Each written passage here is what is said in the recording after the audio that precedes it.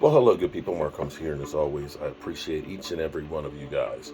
We are waiting for the Michael Irvin press conference. I'm actually going to record this in my studio software as well as here on the phone. So if you are wanting to see the actual conference itself, I will have that video uploaded a little bit later. This will be interesting to see. You can hear the music that is being played as we wait for, let me turn this down, as we wait for the press conference to actually kick off. This will be interesting to hear what Michael Irvin has to say. It was supposed to start at 10:30. It is 10:41, so we're just sitting here waiting to see what is being said, what Michael Irvin says. I'm hoping that what he's going to say is, thank you for the witnesses that stood beside me. We have come to an agreement between me and Marriott, and this a no disclosure agreement that's between us that will allow me to get back to work and be made whole. That's what I'm hoping we get. What do we get? I don't actually know, but as soon as we get it, we'll be here giving it to you. So I'm going to put you guys on hold. Don't start. Okay. Here we go. All right, it is starting now. Hey, everybody.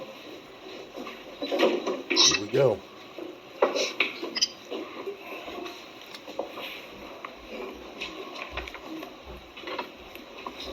All right, everybody ready? We've been ready. Wait a second. That's what you want. Yeah, we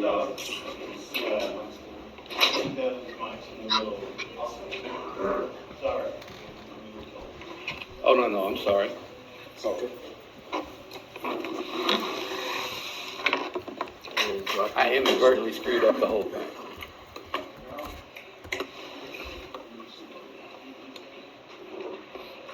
We're looking at Michael Irvin right now, sitting down as they get started. I'm almost pretty sure those microphones will pick up. I mean, from what I know about microphones, I may not know much, but. Okay, here we go. All right, He we doesn't good? look upset. Everybody? First of all, thank you guys for coming. Michael has obviously not come out publicly about this till now. I think this is a story that deserves telling, and I want to present it kind of in three parts to y'all. First going to be the background of what happened. Second is going to be about the video that you've all heard so much about.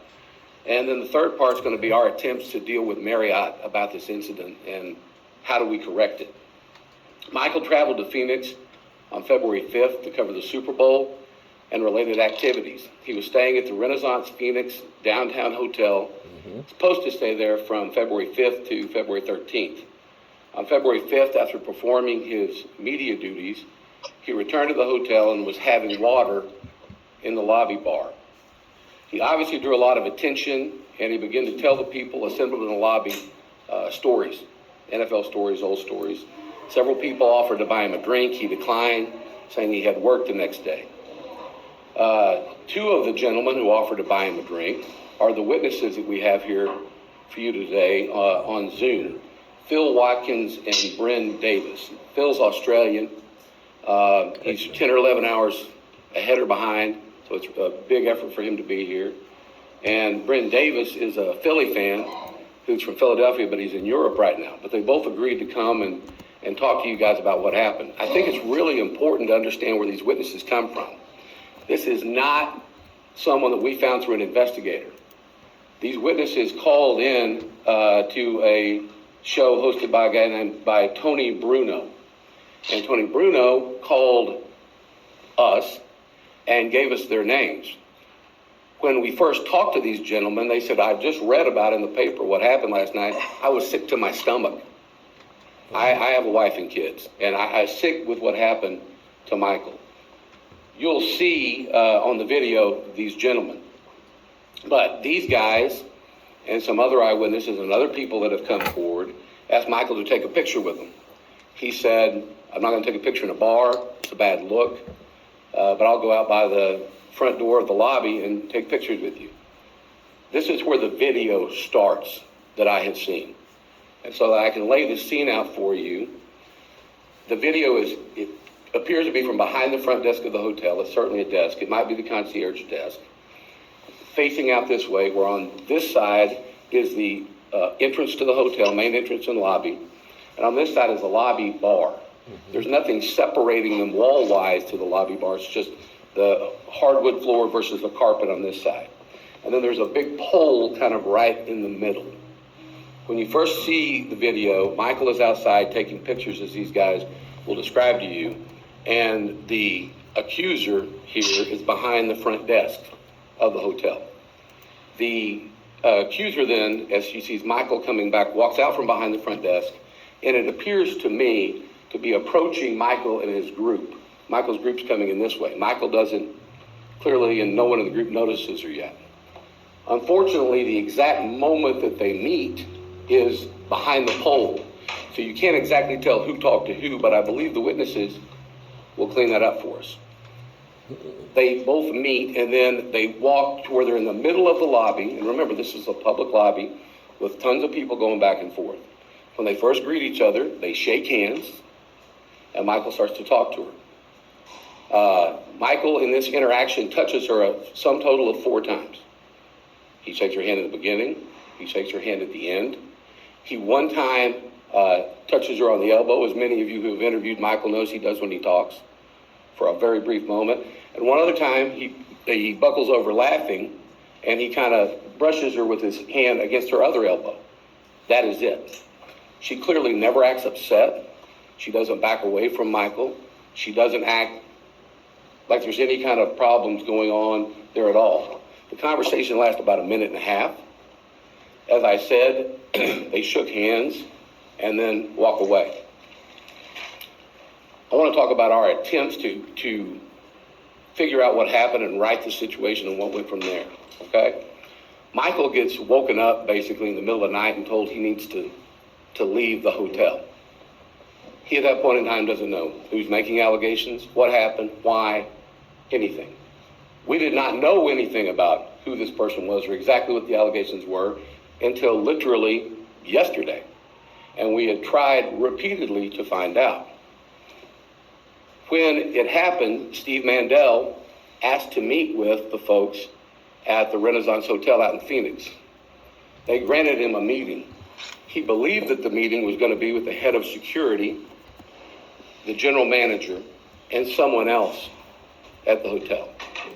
When he showed up for the meeting, the head of security had been excluded, said he was not going to be in the meeting, and he met with two other individuals, the GM and the head of marketing. I have their names, but I don't think that's relevant now. They absolutely refused to give him any information about what the allegations were against Mr. Irvin. Steve offered to allow Michael to be interviewed by their security. He offered the names of these witnesses that had now come forward via the radio station to be interviewed by security. Renaissance declined, would not talk to Michael, would not talk to the witnesses, said, "We don't comment on anything." In fact, wouldn't even give Steve the name of one of the people that he was meeting with. Throughout the week in Phoenix, repeated attempts were made to get the Renaissance to interview these folks to clear Michael's name. Again, as you already know from the papers and the media, he had been taken off of NFL Network. He'd been taken off a show on ESPN. And obviously, he's very, very eager to clear his name and clear up these allegations. Well, how do you do that when you don't even know what you're being accused of? And how do you do that when the people that are making the allegations won't tell you what they are? So obviously, we didn't have the video and we didn't have any meetings with the witnesses, so I had to file the lawsuit. We filed the $100 million lawsuit in state court in Collin County, because that's where Mr. Irvin lives. That's where we felt like the majority of the damage was being done in this case. As you've seen, the state court judge immediately ordered production of the video that we believe would clear Michael's name. A few hours before the deadline to produce the video, Renaissance did a legal maneuver where they removed the case, Marriott, removed the case to federal court. In federal court, I think they believed everything would slow down. but we filed an almost identical motion for expedited discovery in federal court that the federal judge granted as well. And as many of you have reported and seen, the deadline to give us the information was yesterday. When I appeared yesterday to get the video, to see the video, I was not allowed to make a copy of it. I was not allowed to take a copy. I was not allowed to use my cell phone to make a copy. We believe these things were in violation of the court's order. In fact, before I went back to view the video, I was asked to empty all my pockets and search me so that I couldn't have any recording devices. I absolutely declined and said I'm not going to do that, but I'm not going to record anything without your permission either. All during the viewing of the video, I was required to sit in a room with the other counsel, opposing counsel, watching me, seeing what I was doing. So I was not free to talk about what was on the video, and certainly I don't have a copy that I can even talk to my client about it. Now, what is so damning about a video that was taken in a public lobby that they're now using to try to destroy this man's livelihood and reputation, that they won't just release it? We shouldn't even have to be in court with this. Marriott, I believe, should come forward. And in fact, I made a statement to the Marriott Council that I think is pretty telling. I said, would you rather like the press to hear my description of what the video shows, or would you rather just show them the video? Well, clearly you know his answer by the fact that I'm here describing it to you. Wow. No video. We have filed an emergency plaintiff's motion to enforce court order to try to get the video. It was filed this morning. You can certainly go on the docket and get a copy of it if you want. We're hopeful we'll get the video to share it. Wow. But we think we're far enough along in the case now to say this case is nonsense. It really sounds not our case, but the allegations are nonsense. And we need to immediately get Michael back to work. And I believe that Renaissance needs to apologize to him. With that, I think Mr. Irvin has a statement he'd like to make. Here we go.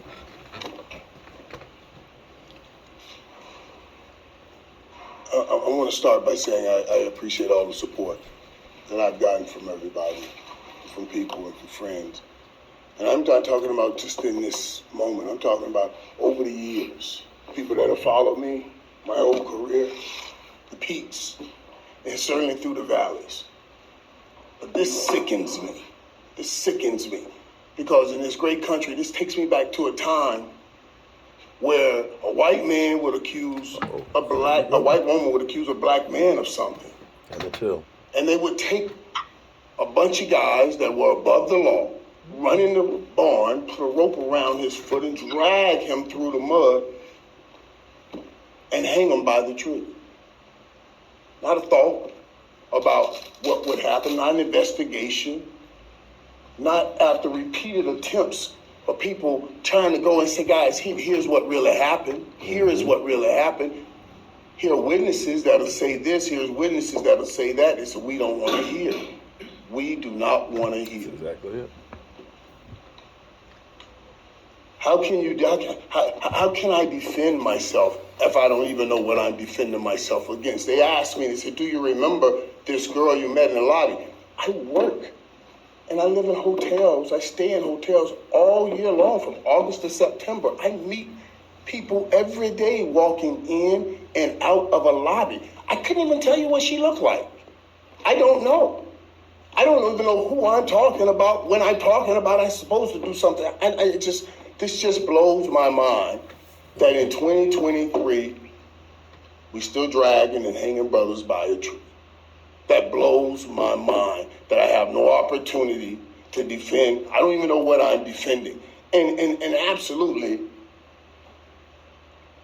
to not listen to the court. Marriott is above the law. Because I still haven't seen this tape.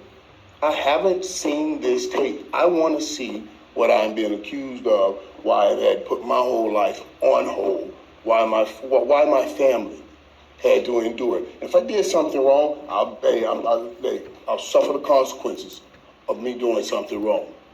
But if you did something wrong, you meaning them, then they should suffer the consequences of what they did wrong. It's just sickening. Thank you, Michael.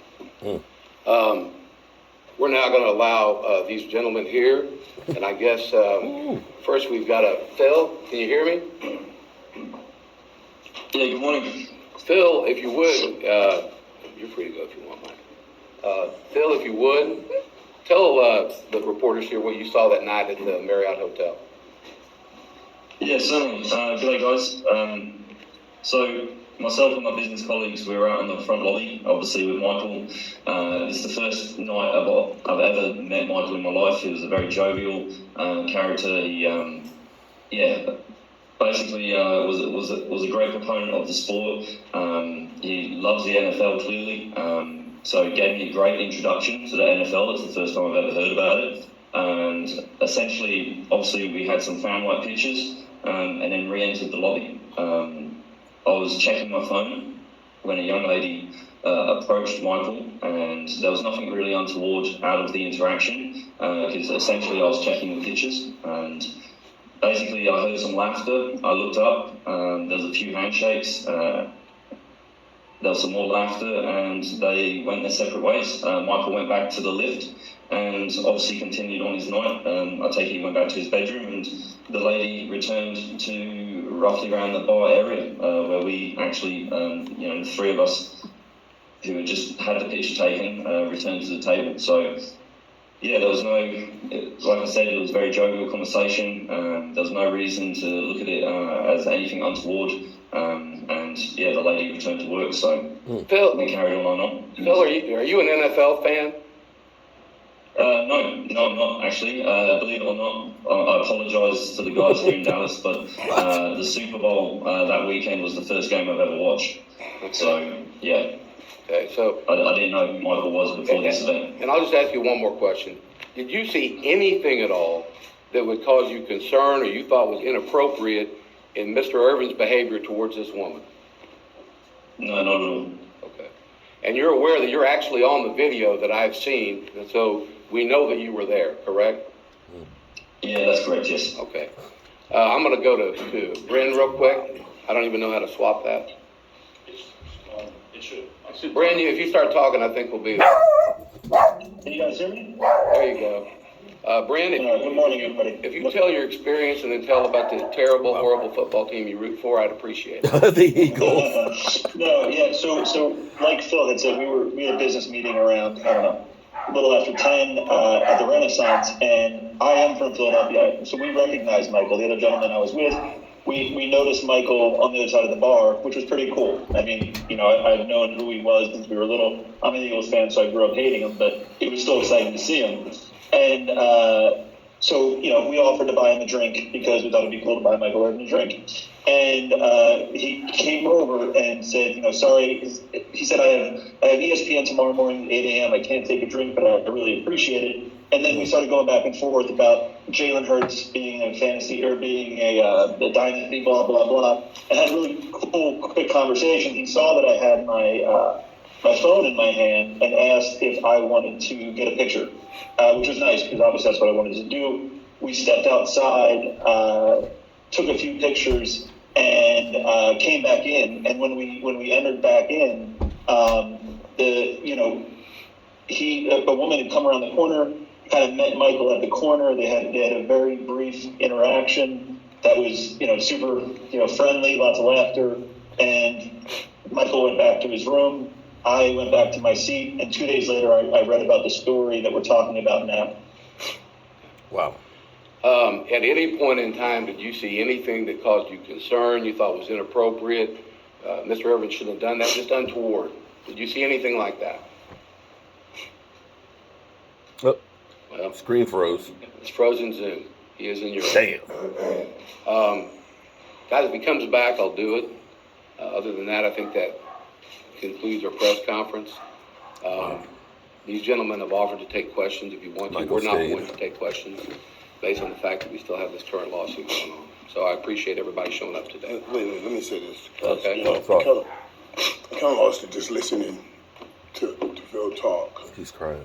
Because I'm struggling. This is what I struggle with. You try to and you try to be an ambassador of the league, and also understand that God has blessed me and given me a platform, and try to touch people, try to raise people, try to lift people up. Mm-hmm. And I don't know, I met a lot of fans, but I've always tried to be good with people.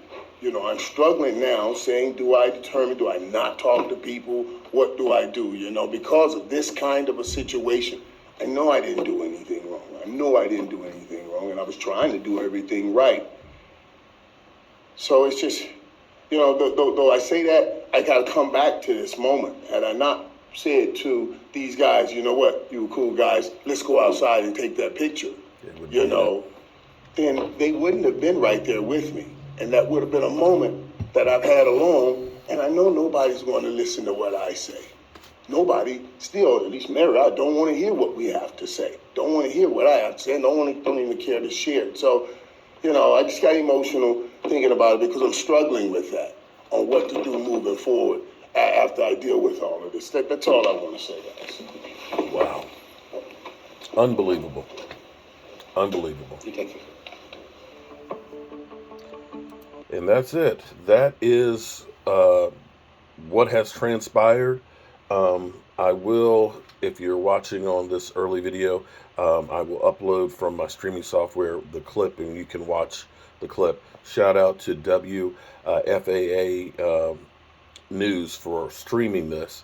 And as I was watching the stream here, I saw saw Lola. What's up, Lola? As well as some other fans that were actually watching live on YouTube as well. Glenn Capers, Ronnie Paris, and yeah, shout out to all you guys giving me a shout out and stuff watching this. This clearly is Michael Irvin fighting back. This is Michael Irvin, which I still can't believe that Marriott will not release this tape to the public, because it must be damning. They did the absolute positive minimum that they could as far as releasing the tape. Is we're going to show you the attorney in the room with our attorneys. We're not going to let Michael Irvin see it. We're not going to release it to the public. And it is a damn shame. I'm just, Michael Irvin is 100% correct when he talks about this is like a modern day lynching. You think about the civil rights movement that started after Emmett Till was accused basically of whistling at a woman. They came to his house, 13-year-old child, took him away, brutally beat the hell out of him, tied him to a cotton gin fan, and threw him like a piece of garbage into the river. And in some regards, this is similar to what's happening. Marriott does not want to hear Michael Irvin's side of the story. They don't want to give any evidence. They have gone through and taken your livelihood away and aren't being forthright here. This definitely is a big loss. This is definitely a big loss for Marriott right here. When you think about what was just put out there, Michael Irvin, you know, getting emotional, crying, literally tying this into a modern day lynching, this literally pointing out that Marriott has circumvented the law to get retribution against Michael Irvin, and that they are fighting tooth and nails against the court system. It's crazy to believe that this is how it's gone. I appreciate each of you guys and you ladies watching this. We'll definitely be talking about this quite a bit today. I will have more later on as this becomes available. Appreciate you.